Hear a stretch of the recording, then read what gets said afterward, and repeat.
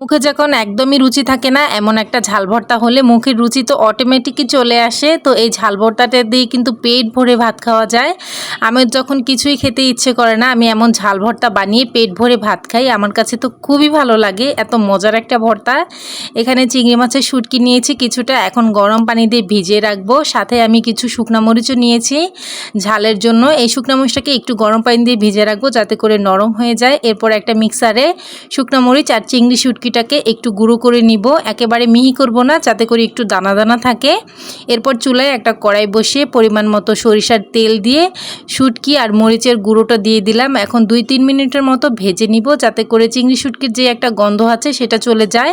এরপরে এখানে বেশ কিছুটা পেঁয়াজ কুচি আর একটা বড় সাইজের রসুনের কোয়া আমি খুলে কুচি করে নিয়েছি।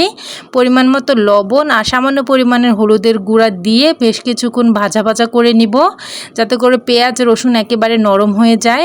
আর হ্যাঁ, তেলটা একটু বেশি দিবেন, তাহলে কিন্তু খেতে ভালো লাগবে। উপর থেকে ধনিয়া পাতা দিয়ে 2-3 মিনিটের মতো নাড়াচাড়া করে নামিয়ে ফেলবো।